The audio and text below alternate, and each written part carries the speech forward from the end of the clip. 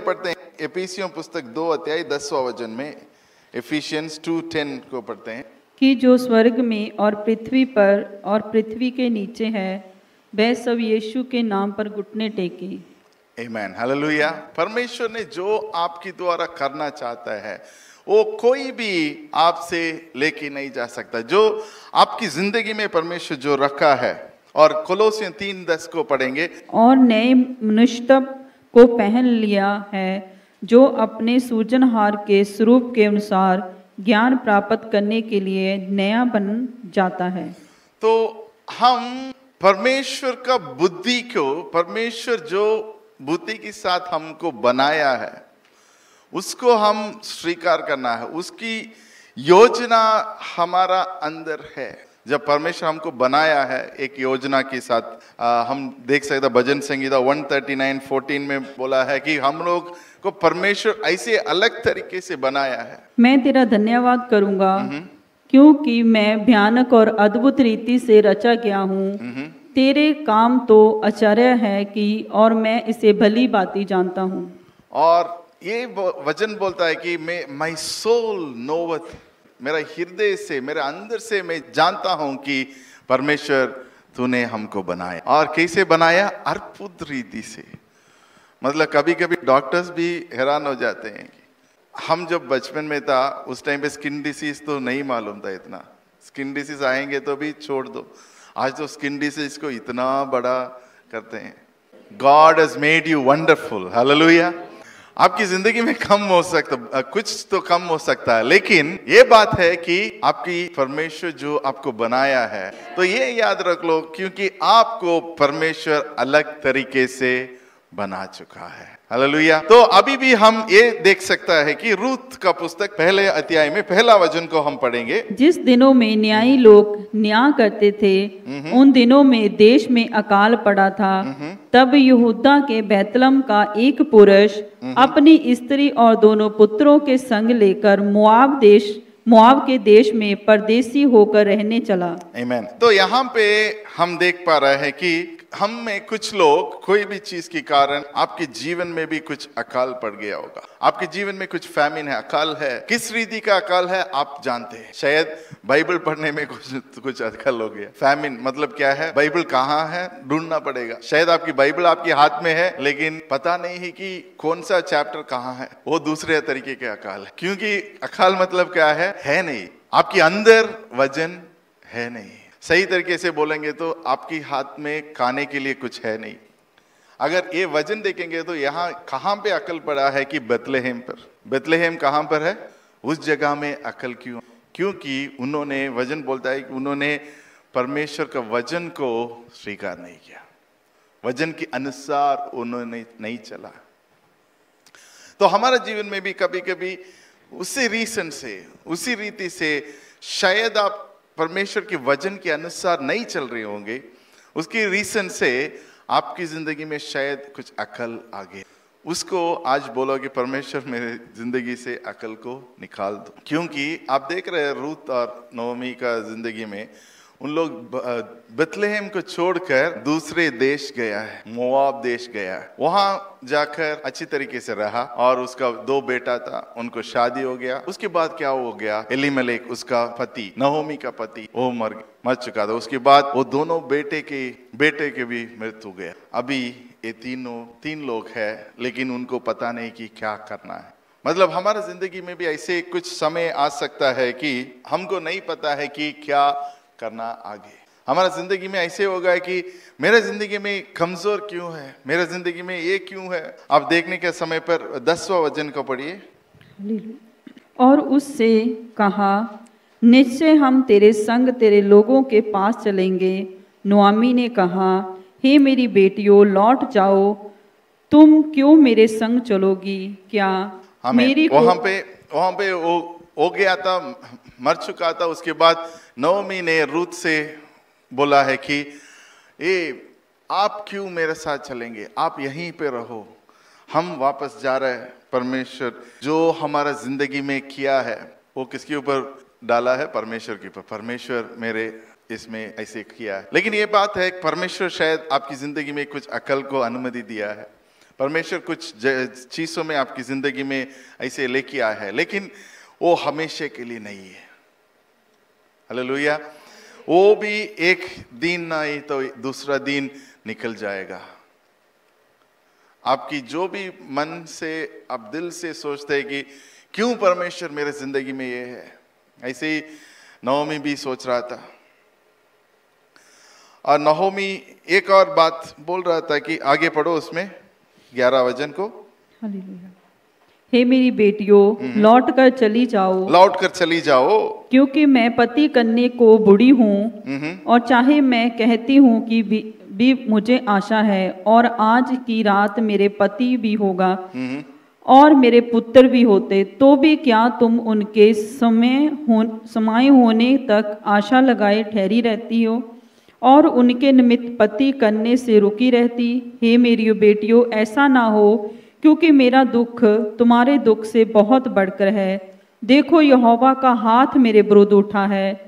तब वह फिर से उठी और ओपा ने तो अपनी सास को चूमा, परंतु तो उन्होंने क्या बोला कि देखो, आपकी जिंदगी में मुश्किल का समय चल रही है, लेकिन मेरा जिंदगी में और बड़ा मुश्किल है। आपसे देखने के ज्यादा भी हमारा जिंदगी में मुश्किल है। हम भी ऐसे बोलते हैं, है कि नहीं? दूसरे के बोलते हैं आपका जिंदगी क्या है, बहुत मस्त चल रही है, मेरा जिंदगी देखो बहुत मुश्किल से चल रही है। हर एक जीवन में हर एक व्यक्ति के अंदर कुछ ना कुछ मुश्किल का समय चलते रहता है। लेकिन एक बात है कि परमेश्वर ऐसे आपको हमेशा रखता नहीं है, उसके ऊपर विश्वास करना पड़ेगा। तो यहाँ पे देखने के समय पर 13-14 वचन के पढ़िए, 14 वर्स 14 को। तब वह फिर उठी और ओपरा तो अपनी सास को चूमा, परंतु रूथ उससे अलग ना हुई। तब उसने कहा, देख, तेरी जेठानी तो अपने लोगों और अपने देवताओं के पास लौट गई है, इसलिए तू अपनी जेठानी के पीछे लौट जा। रूथ बोली, तू मुझसे यह विनती ना कर कि मुझे त्याग कर या छोड़ कर लौट जा, क्योंकि जिधर तू जाएगी उधर मैं जाऊंगी, जहां तू टिकेगी वहां मैं टिकूंगी। आमीन। कहाँ आप जाएंगे हम भी वहां जाएंगे, कहाँ आप टिकेंगे वहीं पे हम भी रुकेंगे। यही होता है विश्वास। आमीन। नहोमी को कितना साल से जानते हैं, पता नहीं कि कितना साल है, लेकिन शायद मान लो कि 3 साल से वो जानते हैं, लेकिन वो उसके ऊपर विश्वास रखा है। वो मोआबाइट है, उसको परमेश्वर को ज्यादा नहीं जानते, लेकिन फिर भी उन्होंने बोला है कि आपकी खुदा मेरा खुदा है, आपकी परमेश्वर मेरा परमेश्वर है, आपकी जिंदगी मेरा जिंदगी है, आप कहाँ जा रहे हैं वहीं पे हम भी जा रहे हैं। तो इसके पहले हम देखा था इतना दुख में था, इतना ज्यादा रो रहा था, और उनकी जिंदगी पूरा रो रो कर मुश्किल के समय पे चल रहा था। उसको पता नहीं कि क्या है। वो बोल रहा है कि अगर मेरा उम्र भी ज्यादा हो गया, मैं एक दूसरा बेटा का पैदा भी नहीं कर सकता है, अगर पैदा भी करेंगे तो आप कितना दिन तक रुक सकता है, हो ही नहीं सकता है। अब रूथ को ये करना था कि हाँ, जैसे जोब की वाइफ ने बोला है कि परमेश्वर को श्राप देकर मर जाओ, लेकिन रूथ ने उसका दूसरे रास्ता ढूंढ लिया और सोचा कि हम नहोमी के साथ जाएंगे। कभी कभी हमको ये रास्ता चुनना होगा कि हम शायद मुश्किल का समय पर चल रहे हैं, लेकिन परमेश्वर के साथ विश्वास रखे कौन सा रास्ता चुना कर आपको जाना पड़ेगा, वो आपको देखना जरूरी है। कहाँ एक रास्ता लेके जाएगा आपको और हमको नहीं पता है। मान लो रूथ को पता है क्या उसकी जिंदगी में क्या होने वाला है, नहीं, उस समय पर नहीं पता है, लेकिन उन्होंने एक रास्ता चुनाया, परमेश्वर के ऊपर विश्वास रखे। वहां पे बोला है कि आपकी परमेश्वर मेरा परमेश्वर। जब हम एक दूसरे से बात करते हैं, जिन लोग परमेश्वर को नहीं जानते हैं, उनको आपके ऊपर ऐसे विश्वास होना जरूरी है। मतलब कैसे विश्वास? उन लोग बोलना है कि आप लेके चलो, हम आपके साथ आने के लिए तैयार हैं, क्योंकि हमने आपका जिंदगी को देखा है।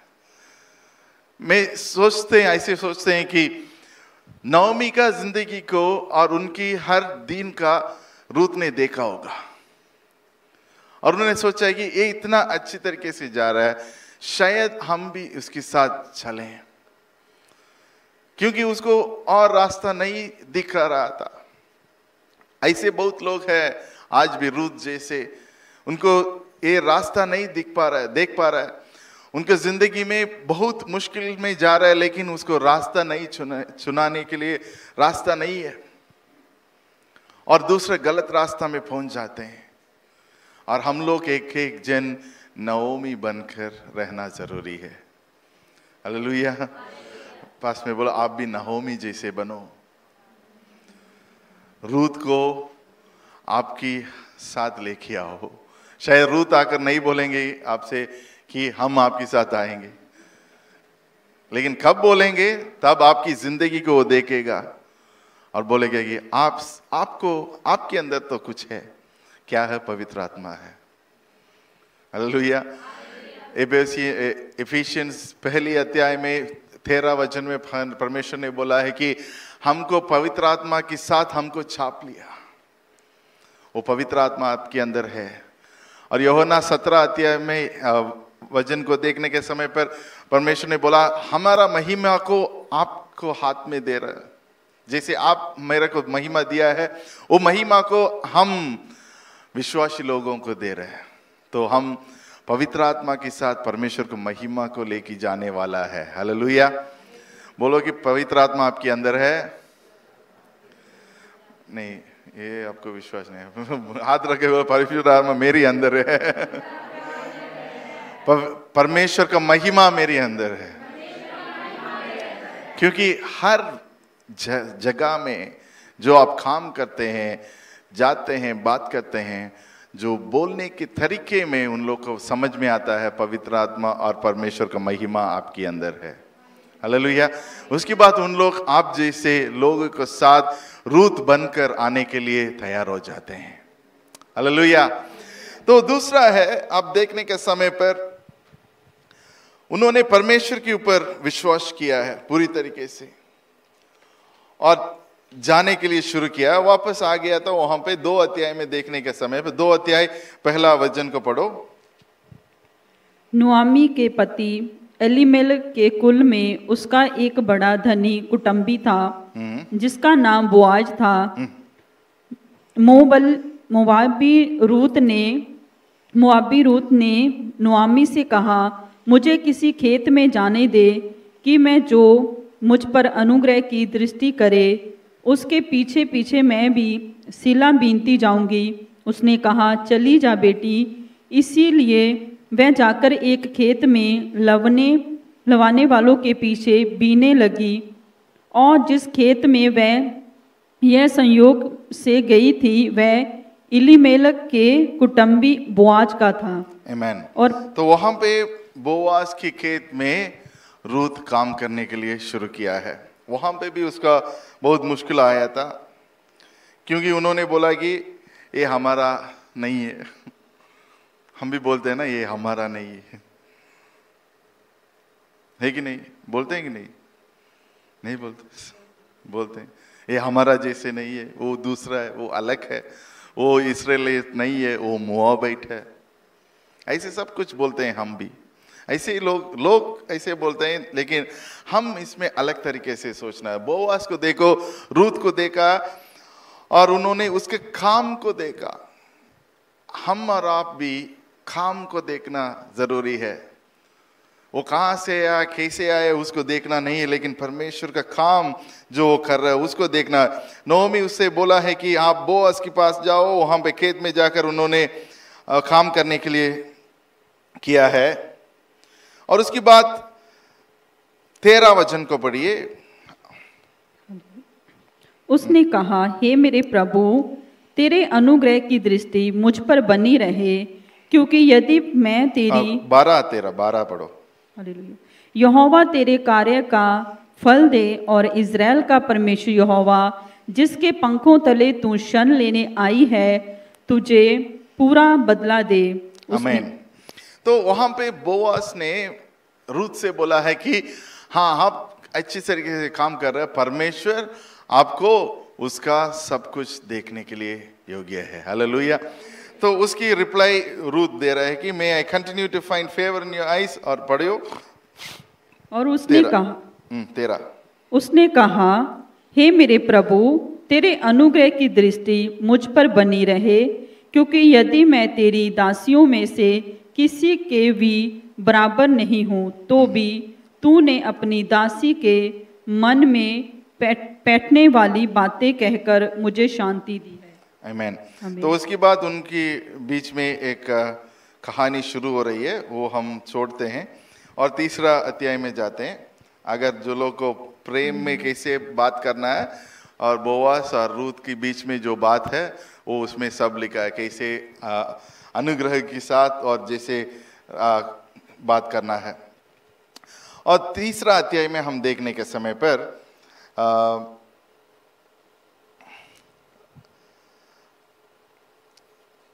8वां अध्याय 8 वचन में पढ़िए, 7 से पढ़िए।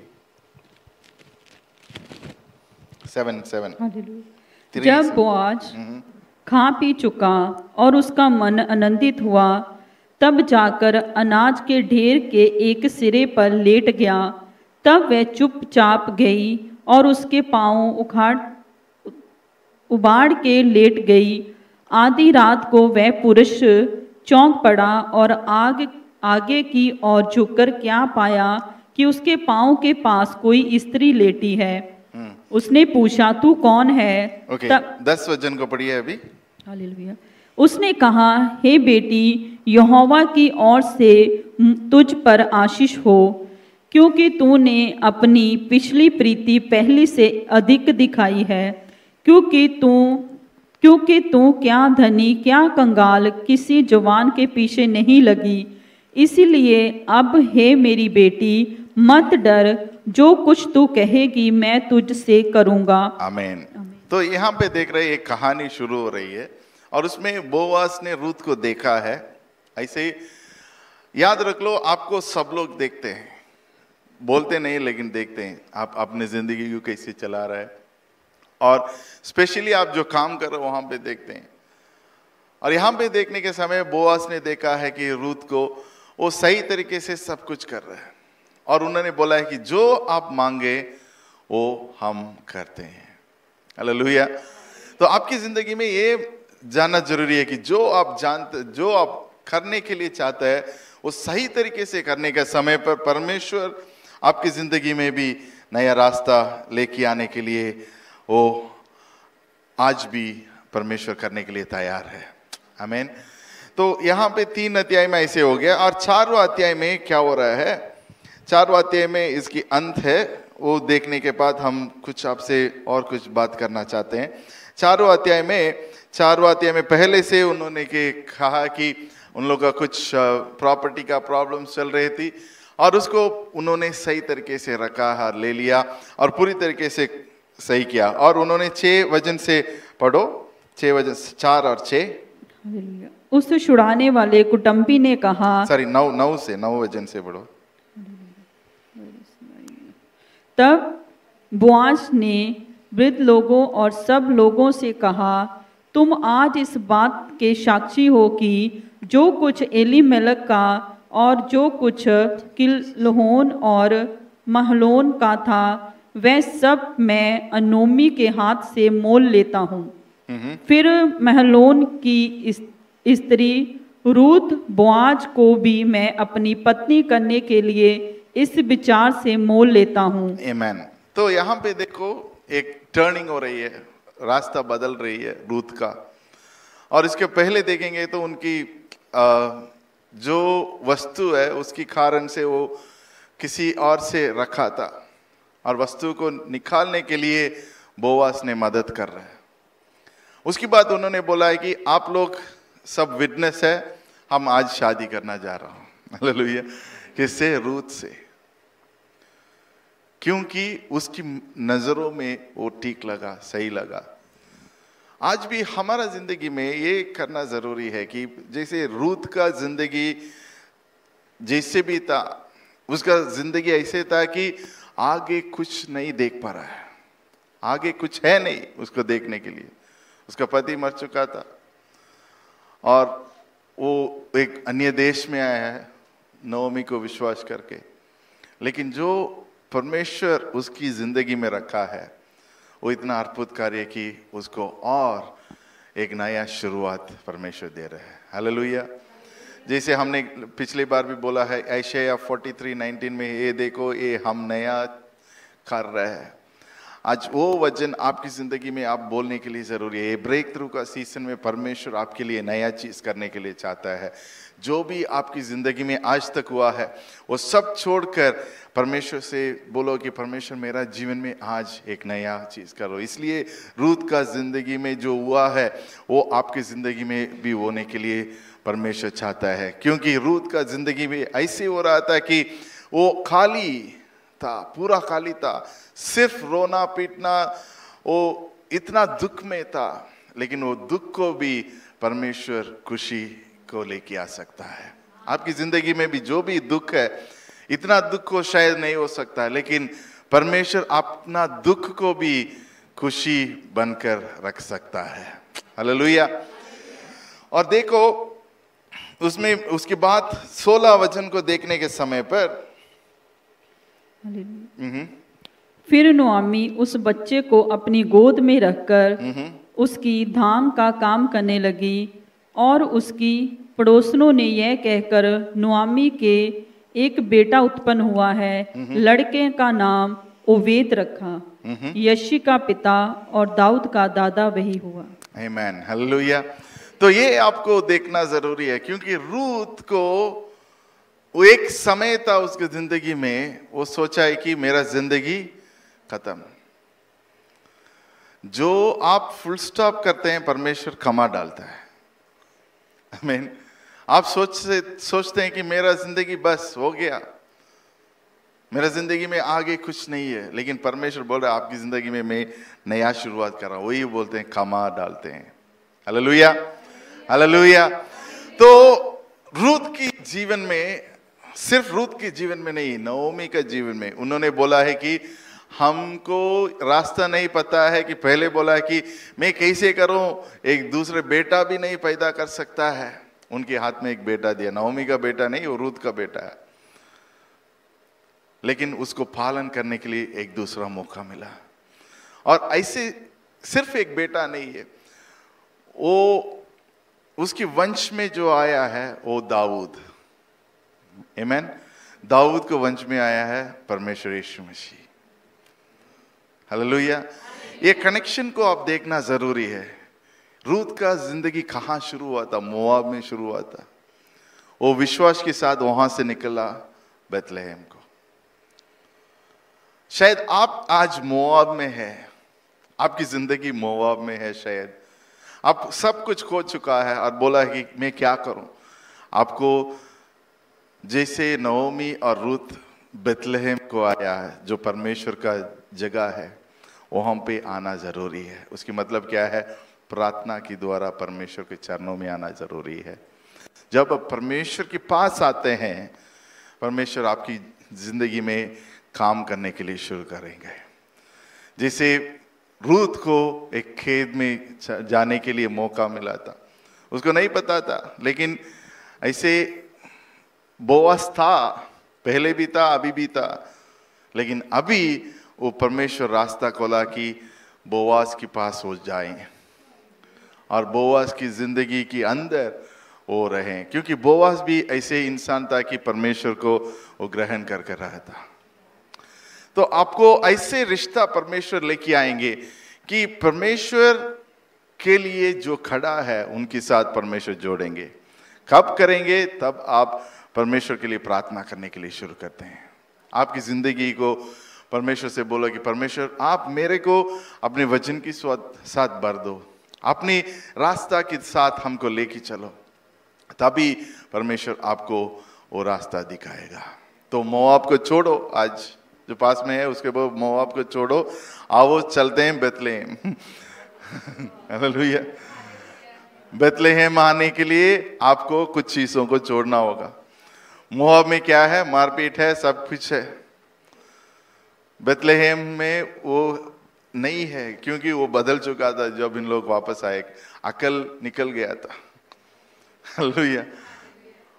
इसलिए उन लोग वापस आ गया और खेत में काम करने के लिए शुरू किया है। परमेश्वर आपके लिए जो जगह रखा है, परमेश्वर आपके लिए जो योजना रखा है, यही बात कहते हैं। रूत को परमेश्वर ने ये लिख रखा है कि हाँ, आपकी द्वारा ही ये वंश बढ़ेगा, आपकी द्वारा ही पीढ़ियों से पीढ़ियों तक हम आपको आशीर्वाद करते हैं। ऐसे वाला परमेश्वर पीढ़ियों को परमेश्वर उसकी अनुग्रह के साथ आपको चलना चाहता है। हालेलुया। जैसे अब्राहम था, आप सोच रहे हैं मेरे को शादी भी नहीं हुआ, आप क्या पास्टर जी बोल रहे कि पीढ़ियों से पीढ़ियों तक। अब्राहम और सारा का जीवन में देखो, शादी हो गया था, बच्चा नहीं था, लेकिन उस समय पर उन्होंने विश्वास किया। इसलिए आज जो लोग शादी नहीं हुआ, विश्वास करो आप लोगों को बेटी बेटा होगा और उनकी जिंदगी में परमेश्वर काम करेगा और उनकी द्वारा आपकी वंश भी बढ़ेगा। Hallelujah, hallelujah. जिन लोग शादी नहीं हुआ, हालेलुया बोलो। सब लोग नहीं हुए। तो आपकी वंश के लिए परमेश्वर ये सब चीज रखा है, लेकिन आपको विश्वास करना जरूरी है। हालेलुया। और अब्राहम का एक दो चीजों अब्राहम का देखने के बाद, इब्राहिम का पुस्तक 11 अध्याय में 11 और 12 वचन का पढ़ने के समय पर वहां पे लिखा है, विश्वास के द्वारा उन्होंने परमेश्वर की ताकत के द्वारा सारा ने पैदा किया है। इब्राहिम पुस्तक 11 अध्याय 11 और 12 वचन। इब्राहिम का पुस्तक, हिब्रूस।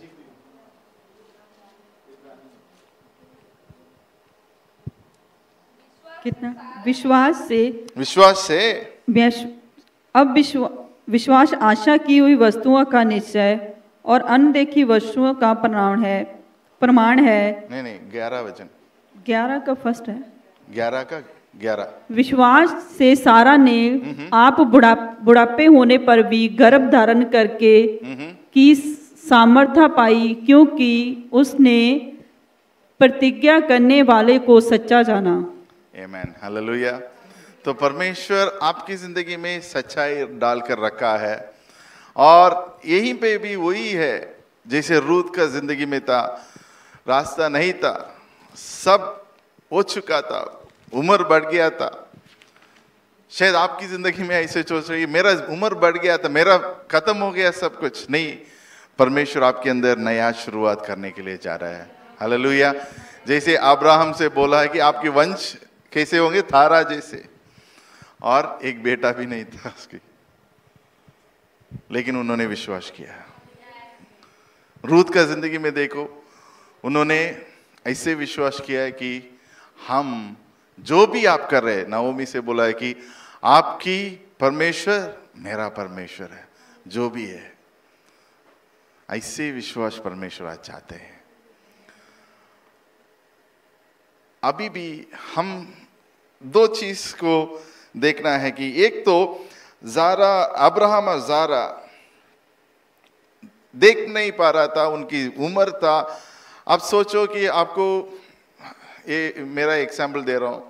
पिछले बार हमने परमेश्वर 2 साल के पहले मेरे से बोला है कि आप जाओ पूरा सिंगापुर को पैदल चलो। अगर जाएंगे, अगर मैंने उसको पूरा कर दिया तो मैं पतले हो जाता था।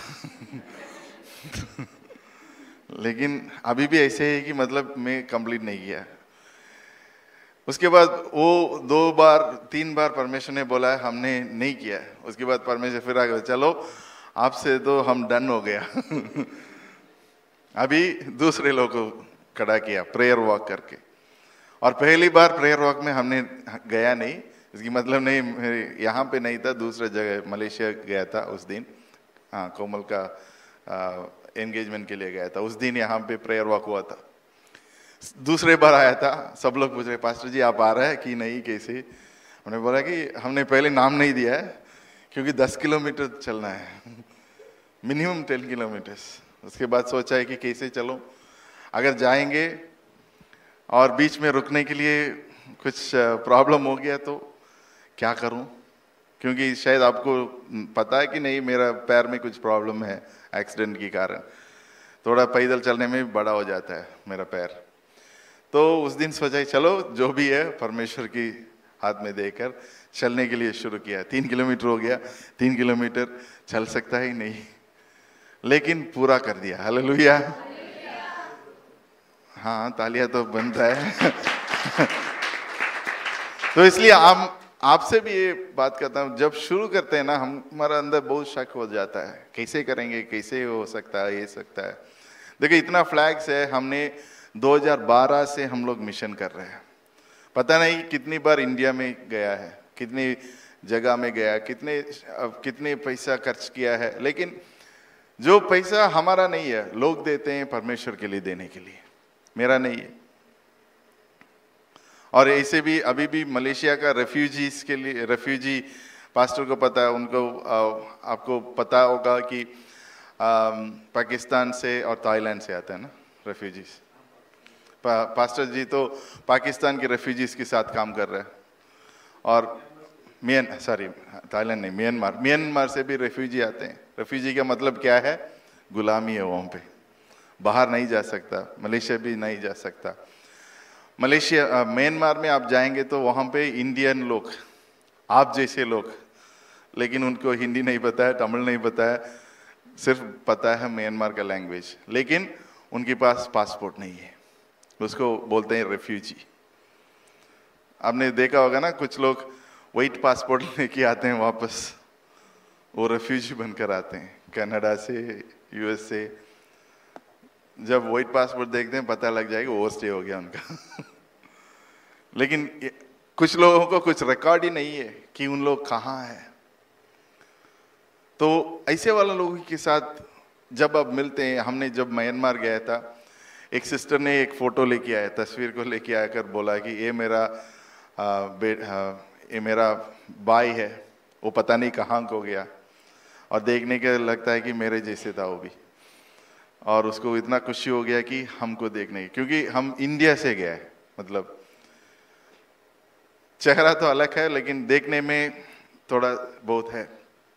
तो जब अब ये सब देखने के समय पर परमेश्वर उनकी जिंदगी में क्या कर सकता है।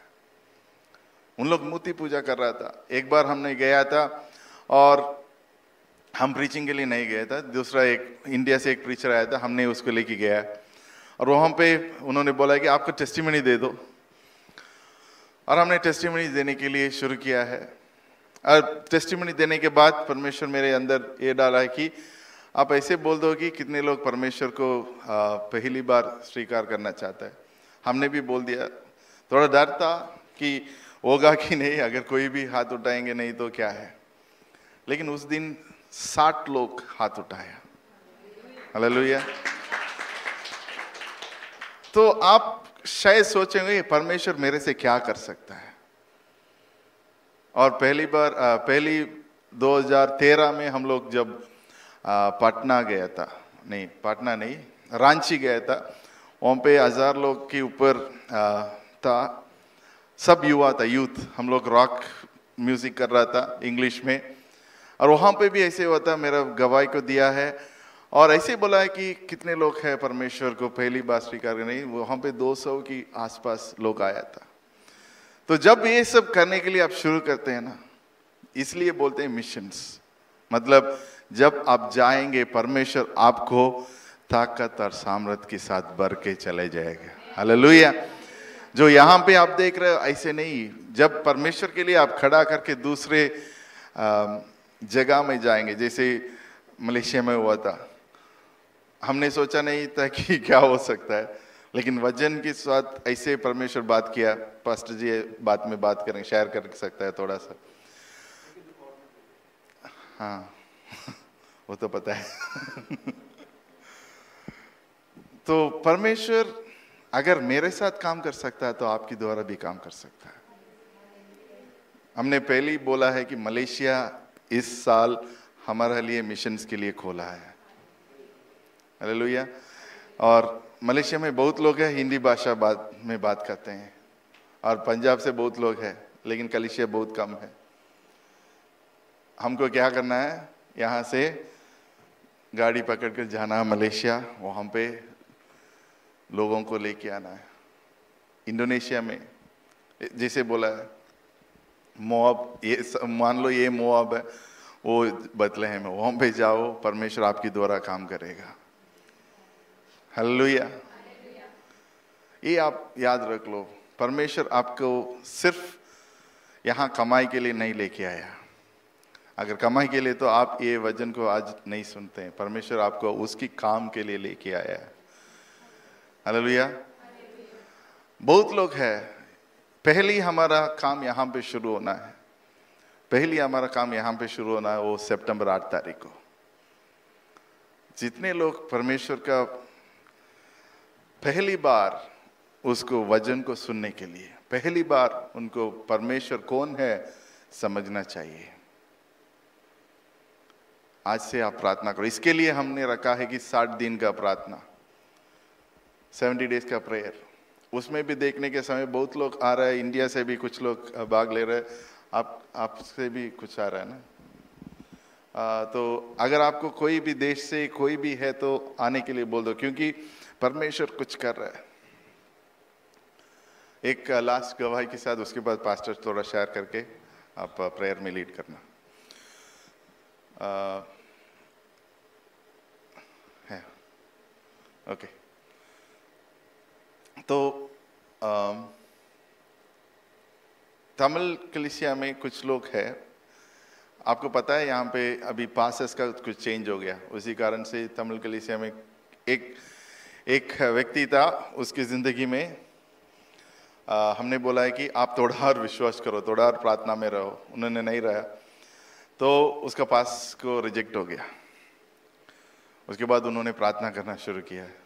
हमने बोला कि आप विश्वास करो, विश्वास रखो। उसके बाद पिछले हफ्ते उन्होंने वो ऑफिस से बोलकर बुलाया और बोला कि उनका सबमिशन में कुछ गलत हो गया था,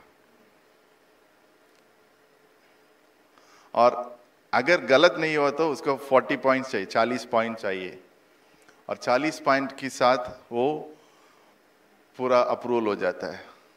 और आज उन्होंने गवाही दिया है कि हमारा 40 पॉइंट हो जाएगा और हम अप्लाई कर रहे हैं, दोबारा अपील अप्रूव हो जाएगा। ये होता है ब्रेक थ्रू। मतलब आपकी आगे देख नहीं पाएंगे, लेकिन विश्वास करना जरूरी है। हालेलुया। ये विश्वास को हम हमारा जिंदगी में देखने के लिए परमेश्वर आज बुला रहा है। आइए सिस्टर।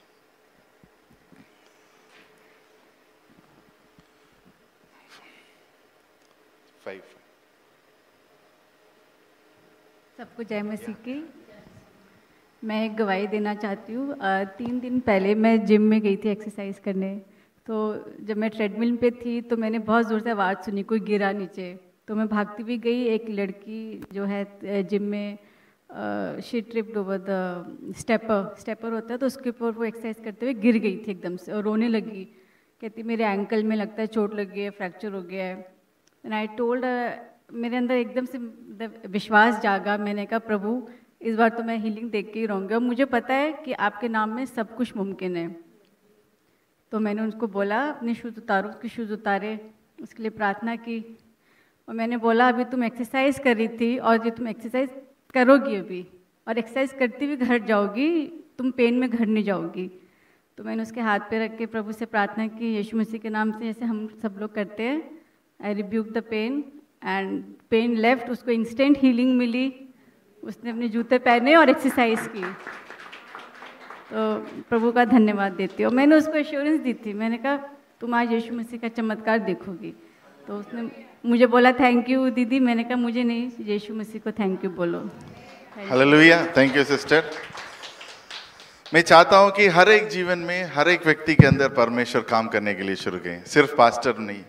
हालेलुया। जो पवित्र आत्मा मेरे अंदर है, सिस्टर के अंदर है, पास्टर के अंदर है, जो भी प्रीचर्स है उसके अंदर है, आपके अंदर भी है। लेकिन कमी क्या है? विश्वास। आइए पास्टर।